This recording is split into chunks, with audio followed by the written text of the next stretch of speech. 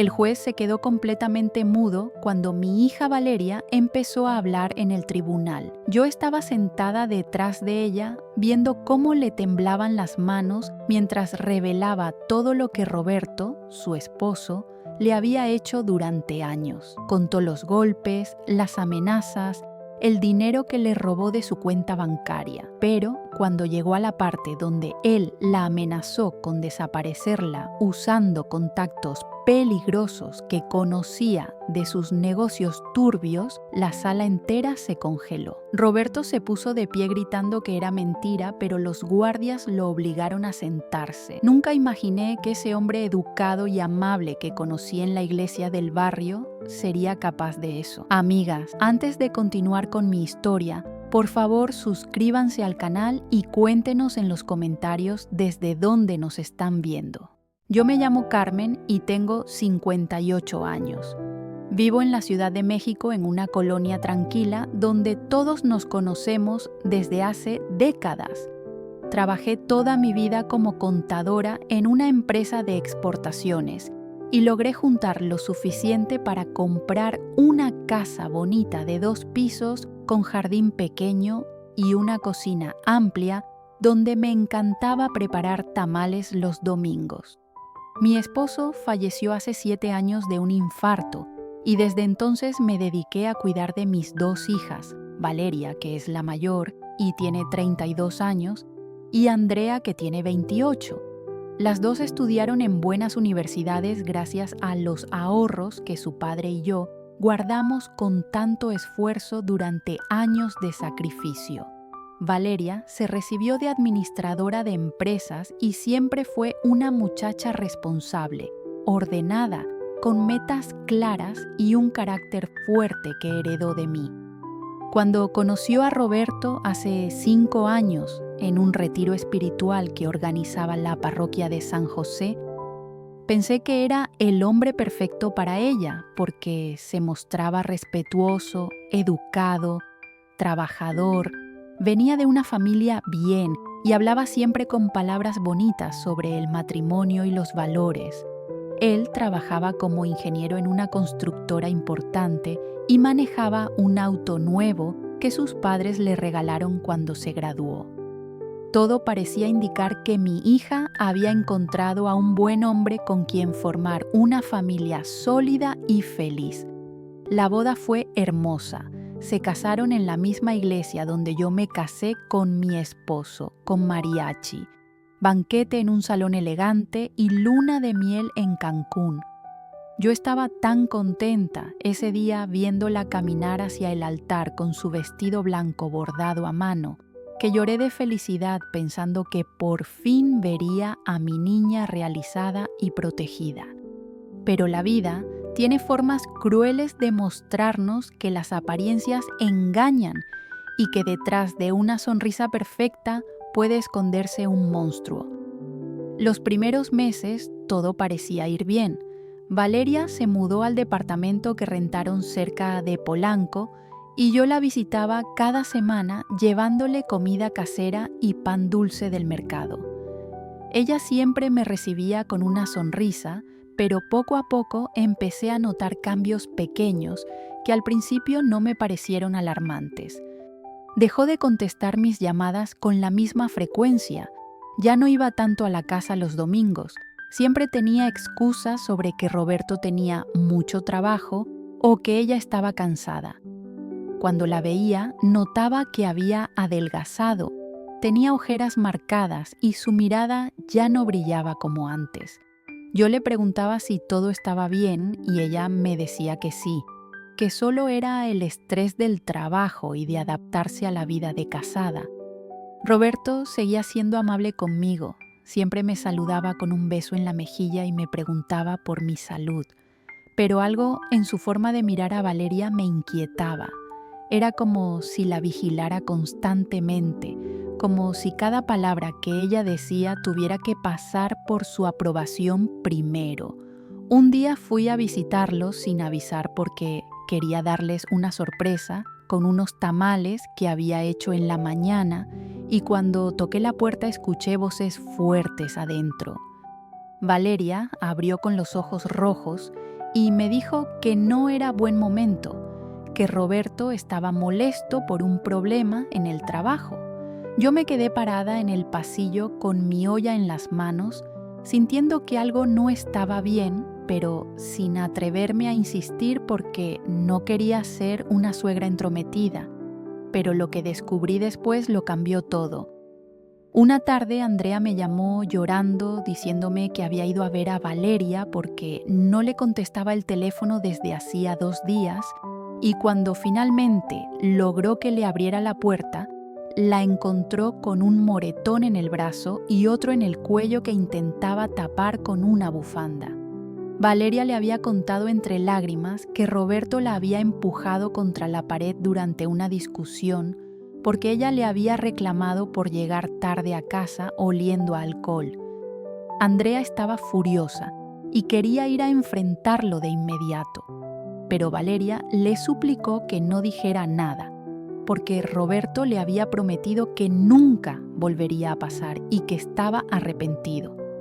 Cuando Andrea me contó esto, sentí que el piso se abría bajo mis pies y que todo el aire salía de mis pulmones.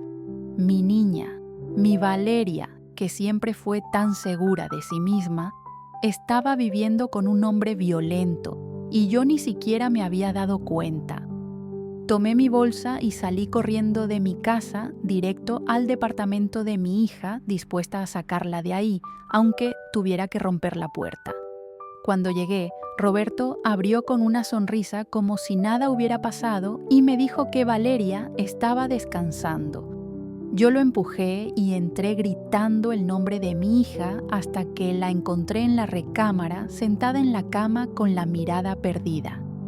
Me acerqué a ella y le bajé la bufanda, viendo el moretón oscuro que le rodeaba el cuello, y sentí tanta rabia que pensé que iba a explotar.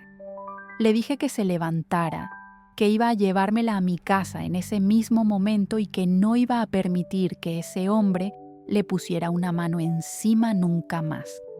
Valeria me miró con los ojos llenos de lágrimas y me dijo que no podía irse porque Roberto le había dicho que si lo dejaba iba a destruirla, que tenía contactos en todas partes y que nadie le iba a creer. Yo no podía entender cómo mi hija, fuerte y valiente, se había convertido en una mujer asustada que aceptaba ser maltratada. Roberto apareció en la puerta de la recámara con una expresión fría que nunca le había visto y me dijo con voz tranquila que me fuera de su casa, que yo no tenía derecho a meterme en su matrimonio. Yo lo enfrenté mirándolo directo a los ojos y le dije que si volvía a tocar a mi hija, lo iba a denunciar a la policía y me iba a asegurar de que pagara por todo el daño que le había hecho. Él se rió con una risa que me heló la sangre y me dijo que hiciera lo que quisiera, que de todas formas nadie me iba a escuchar. Y en ese momento supe que nada era lo que parecía. Convencí a Valeria de que viniera a quedarse conmigo unos días para pensar con claridad lejos de Roberto. Ella aceptó a regañadientes y empacó una maleta pequeña mientras él nos miraba desde la sala con los brazos cruzados sin decir una palabra. Durante el camino a mi casa, Valeria no habló, solo miraba por la ventana con expresión ausente, como si estuviera en shock. Cuando llegamos, le preparé té de manzanilla y nos sentamos en la cocina donde finalmente empezó a contarme todo. Me dijo que los golpes habían comenzado 6 meses después de la boda, cuando ella le reclamó por haber gastado el dinero del ahorro que tenían para comprar muebles en apuestas de fútbol en una página de internet. Él le dio una cachetada tan fuerte que la tiró al piso y después se arrodilló llorando, pidiéndole perdón, jurando que nunca más iba a pasar. Ella le creyó porque quería creer que había sido un error, que el estrés del trabajo lo había hecho perder el control. Pero después de eso, los episodios de violencia se volvieron más frecuentes, siempre seguidos de disculpas y promesas de cambio que nunca se cumplían. Me contó que él revisaba su celular todos los días, que le prohibía salir sola con sus amigas, que le decía que se vestía como una cualquiera si se ponía una blusa escotada y que constantemente la hacía sentir que ella tenía la culpa de todo lo que salía mal. También me confesó algo que me partió el corazón, que Roberto le había vaciado su cuenta bancaria poco a poco, sin que ella se diera cuenta hasta dejarla sin un peso, y que cuando ella lo descubrió y le reclamó, él la amenazó con lastimarme a mí si decía algo. Esa fue la razón por la que había aguantado tanto tiempo en silencio, porque tenía miedo de que él cumpliera su amenaza. Yo abracé a mi hija con todas mis fuerzas mientras lloraba contra mi hombro y le prometí que íbamos a salir de esto juntas, que no iba a permitir que ese hombre siguiera controlando su vida. Esa noche llamé a mi hermano Javier, que es abogado, y le conté toda la situación. Él me dijo que necesitábamos levantar una denuncia formal y pedir una orden de restricción contra Roberto para mantenerlo lejos de Valeria. Al día siguiente fuimos juntas al Ministerio Público y Valeria dio su declaración mostrando las fotografías que Andrea había tomado de los moretones y entregando los estados de cuenta que demostraban los retiros no autorizados de su dinero. La agente que nos atendió fue muy amable y nos explicó que el proceso iba a ser largo, pero que había suficientes pruebas para iniciar una investigación.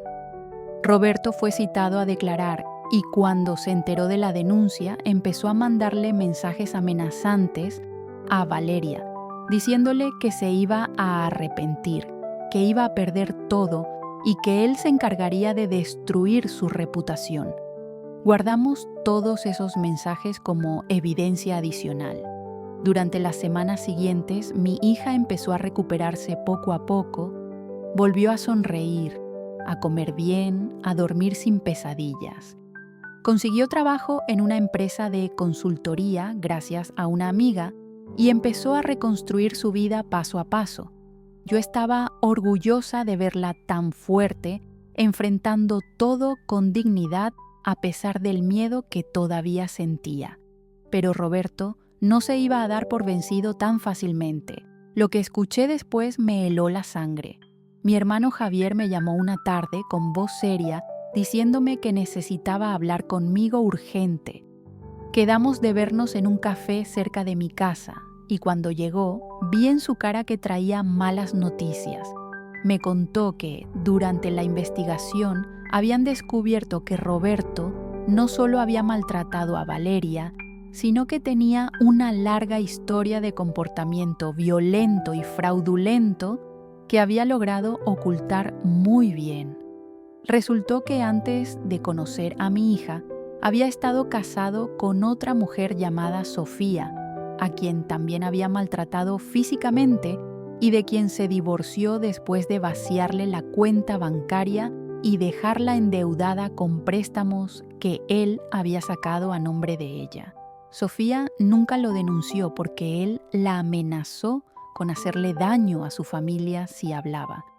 También descubrieron que Roberto había sido despedido de su trabajo en la constructora 3 meses antes por malversación de fondos, pero había logrado esconder esa información presentando documentos falsos que decían que seguía empleado.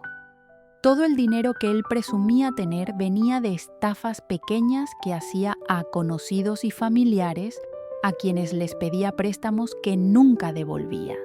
El auto que manejaba ni siquiera era suyo. Estaba a nombre de un amigo que se lo había prestado y que también estaba buscándolo para que se lo regresara. Yo no podía creer lo que estaba escuchando. Me sentía como una tonta por haber confiado en ese hombre, por haber permitido que se acercara a mi familia, por no haberme dado cuenta de que era un mentiroso y un estafador. Javier me dijo que con toda esa información nueva, el caso contra Roberto se había fortalecido mucho y que probablemente iba a terminar en un juicio donde Valeria tendría que testificar. La idea de que mi hija tuviera que revivir todo ese trauma frente a un juez y enfrentar a Roberto de nuevo me aterraba, pero también sabía que era la única forma de que él pagara por todo el daño que había causado. Durante los meses siguientes nos preparamos para el juicio.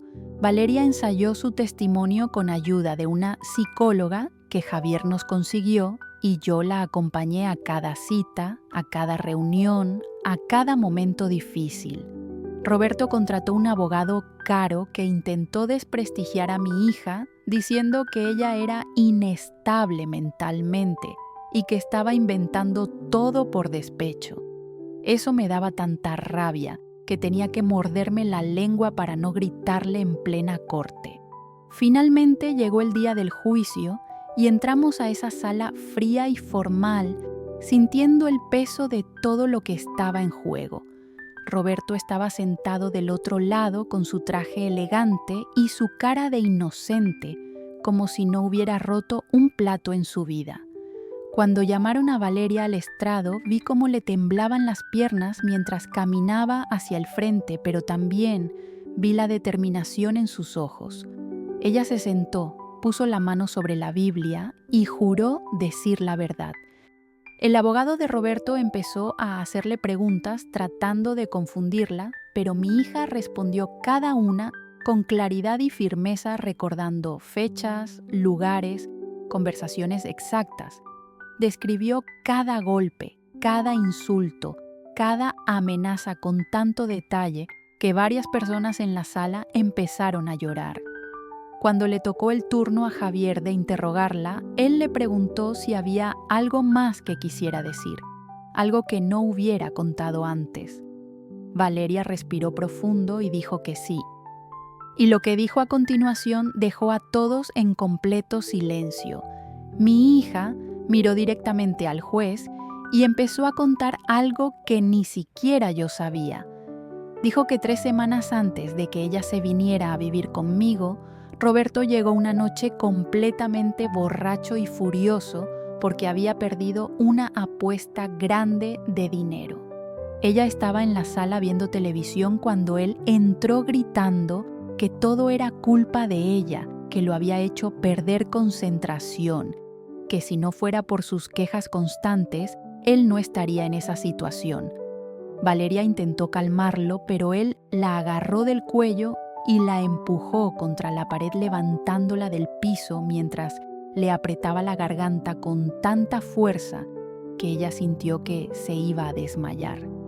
En ese momento ella pensó que iba a morir, que esa vez Roberto había perdido completamente el control y no iba a detenerse. Pero justo cuando estaba a punto de perder el conocimiento, él la soltó dejándola caer al piso, donde ella se quedó tosiendo y llorando, tratando de recuperar el aire. Roberto se arrodilló junto a ella y le susurró al oído que la próxima vez no iba a tener tanta suerte, que si alguna vez pensaba en dejarlo o denunciarlo, él se iba a encargar de que desapareciera y nadie sabría qué pasó con ella, porque tenía amigos que le debían favores y que sabían cómo hacer que las personas desaparecieran sin dejar rastro. Le dijo que conocía gente peligrosa de sus negocios turbios, gente que no hacía preguntas y que por el precio correcto hacían cualquier cosa.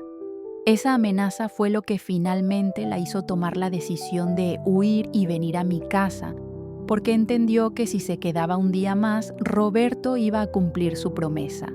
Cuando Valeria terminó de hablar, el silencio en la sala era ensordecedor.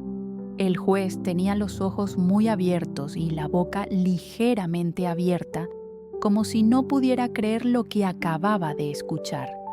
Roberto se puso de pie de golpe y gritó que eso era mentira, que ella estaba inventando todo para arruinarlo. Su abogado intentó calmarlo, pero él siguió gritando hasta que los guardias de seguridad tuvieron que obligarlo a sentarse. Javier pidió permiso para presentar evidencia adicional y mostró mensajes de texto que habían recuperado del teléfono de Roberto, donde él hablaba con un hombre llamado El Chino sobre conseguir ayuda para resolver un problema refiriéndose a mi hija. También presentó el testimonio de Sofía, la exesposa de Roberto, quien finalmente había encontrado el valor para hablar después de enterarse del caso de Valeria. Sofía declaró por videollamada desde otra ciudad donde se había mudado para esconderse de Roberto y contó que él también la había amenazado con desaparecerla si hablaba y que había conocido a varios de los contactos peligrosos que él mencionaba constantemente. El fiscal pidió que se investigara esa red de contactos y resultó que Roberto efectivamente tenía vínculos con personas involucradas en actividades ilegales, incluyendo fraude, extorsión y hasta un caso de desaparición forzada que estaba siendo investigado en otro estado. Yo no podía creer que ese hombre hubiera estado tan cerca de mi familia, que había dormido bajo el mismo techo que mi hija sabiendo que era capaz de cosas tan terribles. El juez ordenó un receso y todos salimos de la sala temblando por la tensión. Valeria se abrazó a mí llorando y diciéndome que sentía haberme ocultado todo ese tiempo la verdad completa sobre las amenazas porque no quería preocuparme más. Yo le dije que lo único que importaba era que estaba viva y que ahora íbamos a asegurarnos de que Roberto nunca pudiera hacerle daño a nadie más. Pero lo que vino después fue aún más impactante. Después del receso, el juez regresó con una expresión seria que no dejaba lugar a dudas sobre su decisión. Empezó diciendo que en sus 20 años como magistrado había visto muchos casos de violencia doméstica, pero que pocas veces había escuchado un testimonio tan claro y contundente como el de Valeria. Dijo que las pruebas presentadas demostraban sin lugar a dudas que Roberto no solo había cometido agresión física y psicológica contra mi hija, sino que también había cometido fraude, amenazas de muerte, y posiblemente estaba involucrado en actividades criminales más graves que requerían investigación adicional.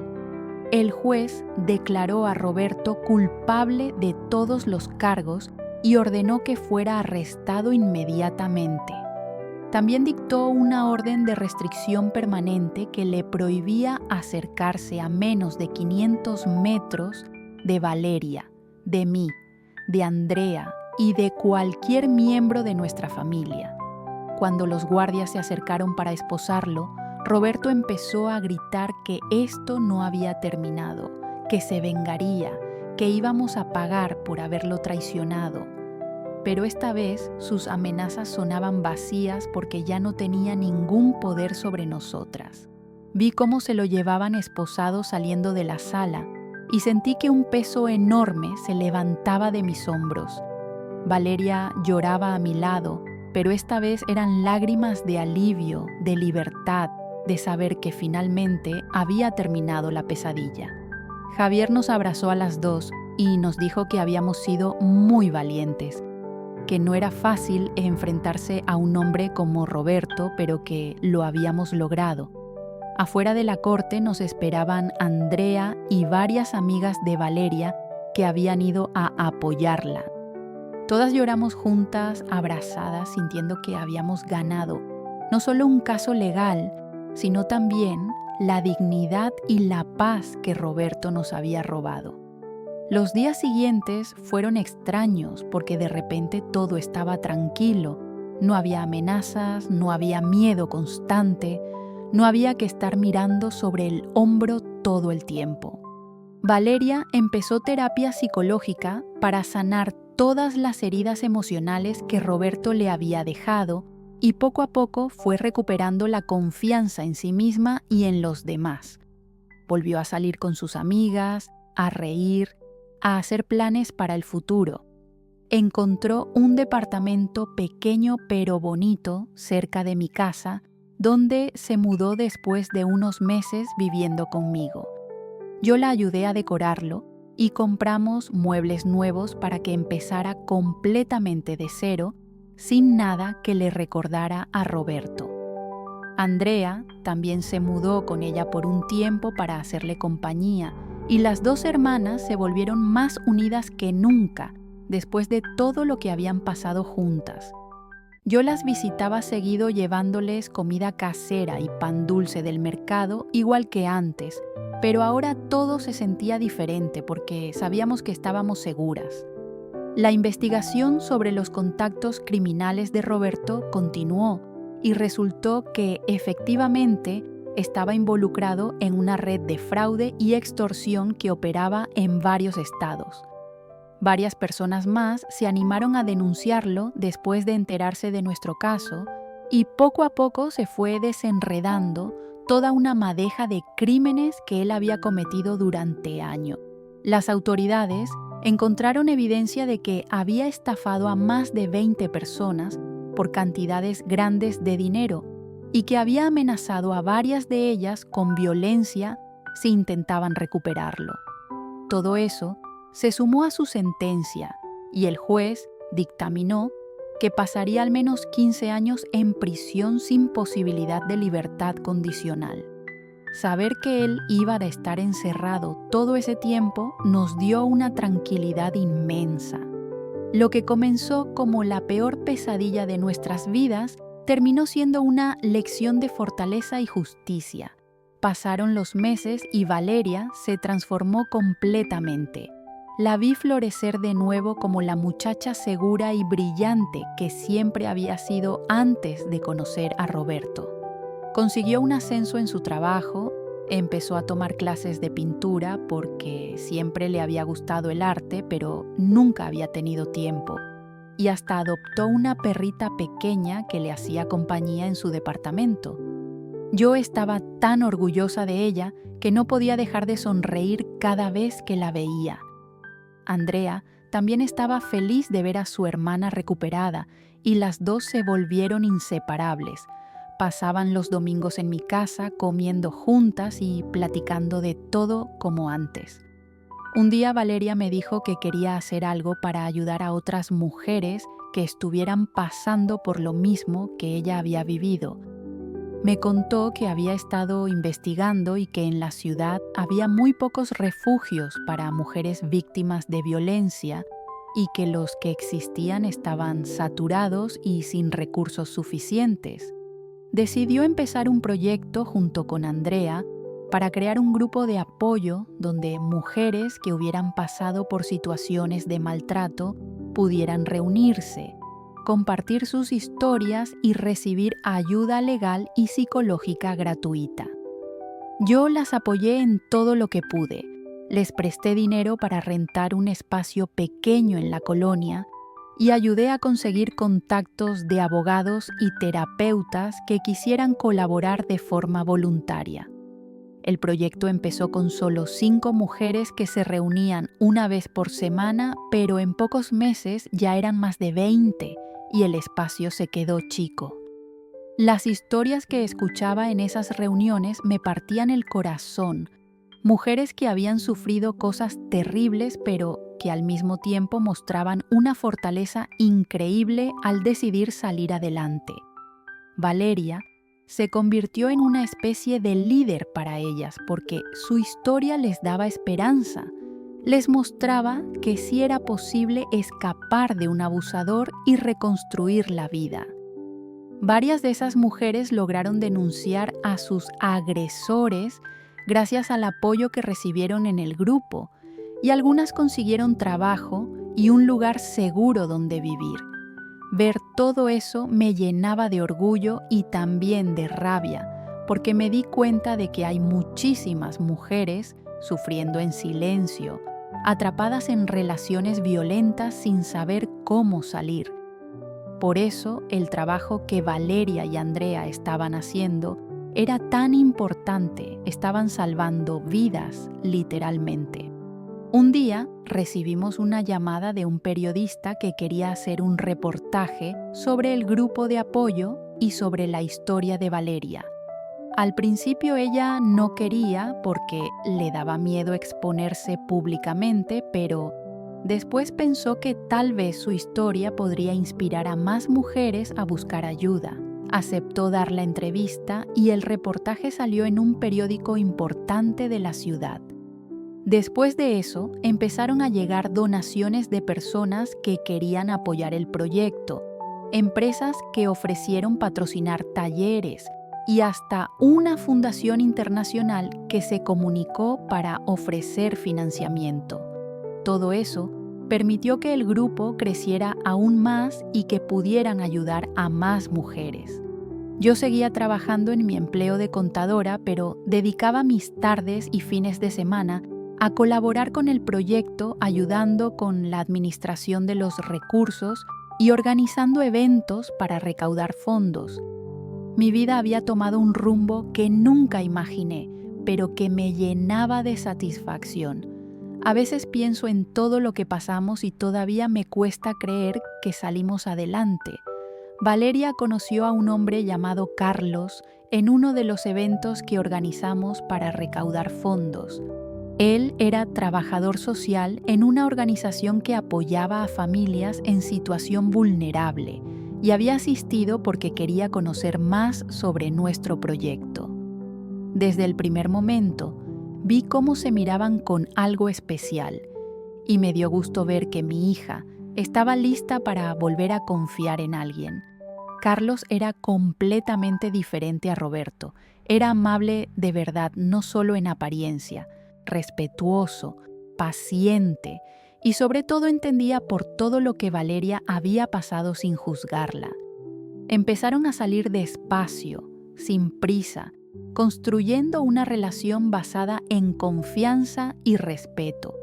Yo lo conocí formalmente cuando Valeria lo invitó a comer a mi casa un domingo y me cayó muy bien desde el principio. Era un hombre sencillo que venía de una familia humilde y que había estudiado con becas, alguien que valoraba el esfuerzo y el trabajo honesto.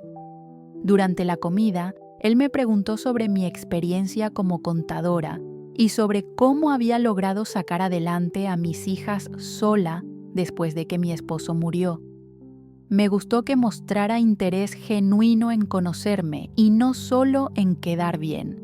Después de varios meses, Valeria me confesó que estaba enamorada de Carlos, pero que al mismo tiempo sentía miedo de volver a equivocarse, de que otra vez alguien le hiciera daño. Yo le dije que era normal sentir miedo después de todo lo que había vivido, pero que no podía dejar que el miedo le impidiera ser feliz. Le dije que Carlos parecía un buen hombre, pero que lo importante era que ella se tomara su tiempo y conociera bien a la persona antes de comprometerse de nuevo. Con el paso del tiempo, vi cómo la relación entre ellos se fortalecía de forma sana y equilibrada, sin celos, sin control, sin gritos. Carlos respetaba el espacio de Valeria, apoyaba su trabajo con el grupo de mujeres y se llevaba bien con Andrea y conmigo. 2 años después de que se conocieron, él le pidió matrimonio durante un viaje que hicieron a Oaxaca. Valeria me llamó emocionada para contarme y yo lloré de felicidad sabiendo que esta vez mi hija había encontrado el amor verdadero. La boda fue pequeña e íntima, solo familia cercana y amigos en el jardín de mi casa, decorado con flores y luces. Fue una celebración sencilla, pero llena de amor y significado. Ver a Valeria caminar hacia Carlos con una sonrisa radiante me hizo recordar su primera boda con Roberto y me di cuenta de cuánto habíamos cambiado todas desde entonces. Esta vez no había nervios ni dudas, solo alegría pura.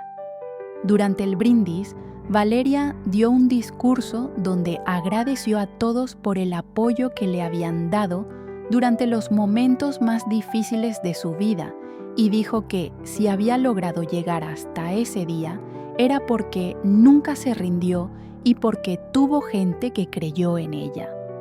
Mencionó especialmente a las mujeres del grupo de apoyo, diciendo que ellas le habían enseñado que la fortaleza no es no caer, sino levantarse cada vez que caes. Todos lloramos escuchándola y yo sentí que mi corazón estaba a punto de explotar de orgullo. Andrea también se casó un año después con su novio de toda la vida y yo me quedé sola en mi casa, pero no me sentía sola porque mis hijas me visitaban todo el tiempo y porque seguía muy involucrada en el proyecto del grupo de apoyo.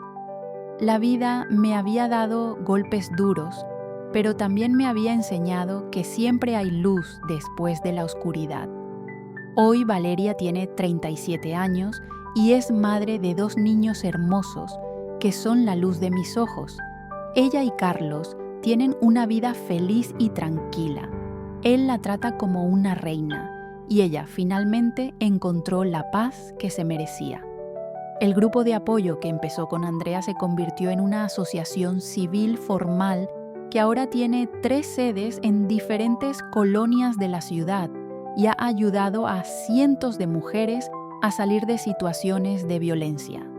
Yo sigo colaborando con ellas, aunque ya me jubilé de mi trabajo como contadora y ahora tengo más tiempo para dedicarle al proyecto.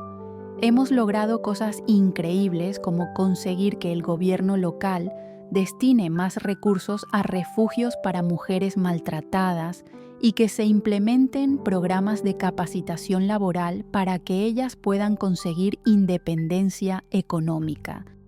También organizamos talleres en escuelas para enseñar a las jóvenes a identificar señales de violencia en las relaciones desde temprana edad, porque creemos que la educación es la mejor forma de prevenir.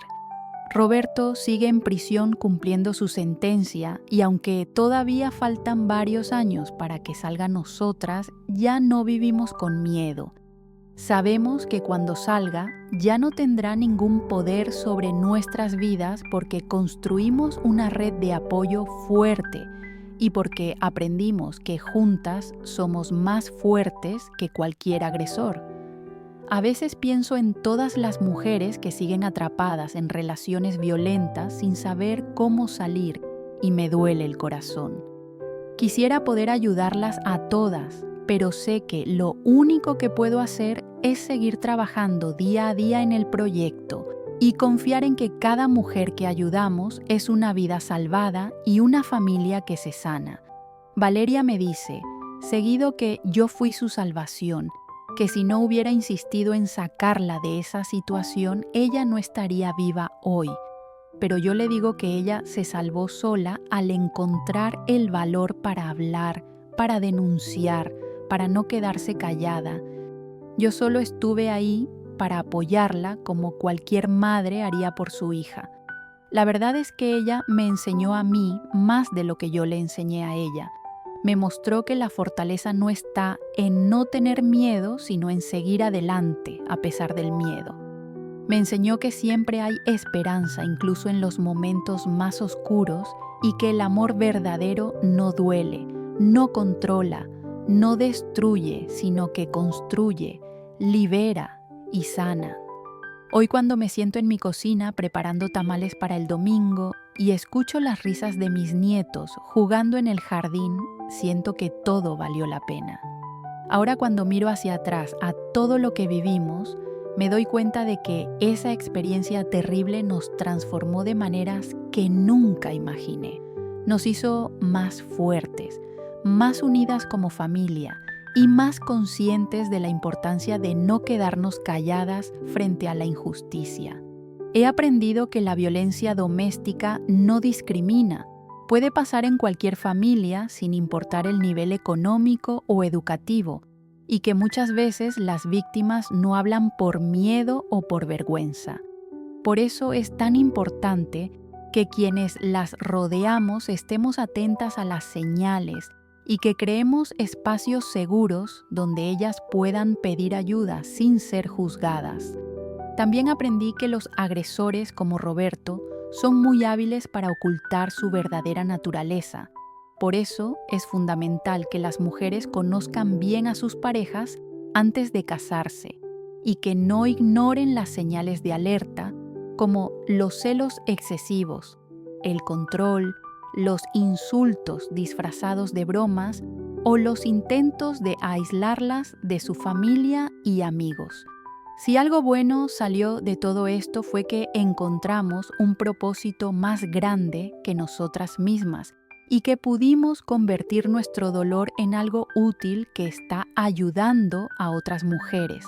Cada vez que veo a una mujer del grupo sonreír después de haber estado llorando durante meses, cada vez que alguna nos cuenta que finalmente logró salir de su casa y empezar de nuevo, cada vez que una madre me abraza agradeciéndome por haber salvado a su hija, siento que todo lo que pasamos no fue en vano.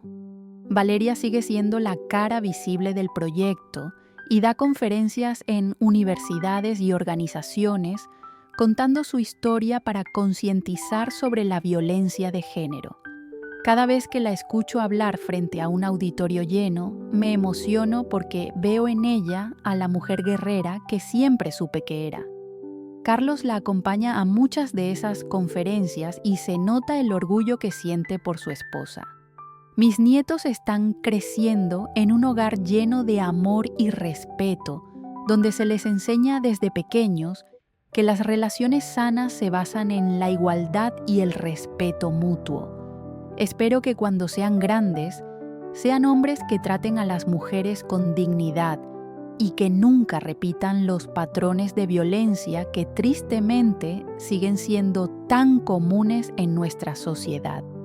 Andrea también encontró su camino trabajando como coordinadora del proyecto y especializándose en apoyo legal para víctimas. Ella fue quien consiguió que varios bufetes de abogados importantes de la ciudad se comprometieran a dar asesoría gratuita a las mujeres del grupo, y eso ha sido fundamental para que muchas puedan iniciar procesos legales contra sus agresores. Yo me siento bendecida de tener 2 hijas tan extraordinarias que, a pesar de haber vivido momentos tan dolorosos, decidieron convertirse en agentes de cambio, en lugar de quedarse atrapadas en el resentimiento. Hace unos meses recibimos una carta de una mujer que vive en otro estado y que vio el reportaje sobre nuestro proyecto en Internet. Nos contaba que llevaba años siendo maltratada por su esposo y que había pensado muchas veces en quitarse la vida porque no veía salida. Pero después de leer la historia de Valeria, se dio cuenta de que sí era posible escapar y empezar de nuevo. Nos decía que había juntado valor y había denunciado a su esposo, que ahora estaba viviendo en un refugio mientras esperaba el juicio y que aunque tenía miedo, también sentía esperanza por primera vez en años. Terminaba la carta diciéndonos gracias por haberle salvado la vida. Cuando Valeria y yo leímos esa carta, lloramos abrazadas porque nos dimos cuenta del impacto real que nuestro trabajo estaba teniendo. No solo estábamos ayudando a las mujeres que asistían directamente al grupo, sino que nuestra historia estaba llegando a lugares lejanos, inspirando a otras a buscar ayuda. Eso nos motivó a seguir trabajando aún más duro y a buscar formas de ampliar el alcance del proyecto. Ahora estamos colaborando con organizaciones internacionales para crear una plataforma en línea donde mujeres de cualquier parte del país puedan acceder a información sobre cómo denunciar violencia, encontrar refugios cercanos y recibir asesoría legal básica. También estamos trabajando en un libro donde varias mujeres del grupo cuentan sus historias con la esperanza de que eso ayude a otras a no sentirse solas. Valeria está escribiendo un capítulo contando toda su experiencia desde que conoció a Roberto hasta el día del juicio, y yo también voy a escribir uno desde mi perspectiva como madre, viendo a su hija sufrir sin poder hacer mucho al principio. Queremos que el libro sea una herramienta educativa que se pueda usar en escuelas y universidades para enseñar sobre violencia de género desde un enfoque humano y real. La vida me ha enseñado que de las peores experiencias pueden nacer las cosas más hermosas si tenemos el valor de transformar el dolor en propósito. Hoy puedo decir que soy una mujer feliz rodeada del amor de mi familia y haciendo un trabajo que le da sentido a mi vida. Y aunque nunca olvidaré esos días oscuros cuando pensé que iba a perder a mi hija, también sé que esos días nos hicieron ser quienes somos hoy. Mujeres fuertes que no se rinden y que luchan por un mundo donde ninguna mujer tenga que vivir con miedo. Si alguien que esté escuchando esta historia está pasando por algo parecido, quiero decirle que no está sola, que sí hay salida aunque ahora no la vea, que merece una vida libre de violencia y que hay personas dispuestas a ayudarla. No esperes a que sea demasiado tarde para pedir ayuda. No creas las mentiras que tu agresor te dice sobre que nadie te va a creer o que no vas a poder salir adelante sola. Esas son solo tácticas para mantenerte atrapada. Busca apoyo en tu familia, en tus amigos, en organizaciones especializadas, en la policía, donde sea, pero no te quedes callada. Tu vida vale mucho y tus hijos, si los tienes, necesitan verte fuerte y libre, no atrapada en una relación que te destruye. Y si conoces a alguien que está siendo maltratada, no la juzgues, no le preguntes por qué no se va. Mejor ofrécele tu apoyo incondicional y ayúdala a encontrar recursos para salir de esa situación. A veces, lo único que una mujer maltratada necesita es saber que alguien cree en ella y que no está sola. Eso fue lo que yo hice por Valeria y lo que hizo toda la diferencia. También quiero decirles a las madres que estén atentas a sus hijas, que no se dejen engañar por las apariencias, porque los agresores son muy buenos para fingir ser buenas personas en público. Hagan preguntas, mantengan comunicación abierta y sobre todo crean en sus hijas si les cuentan que algo no está bien.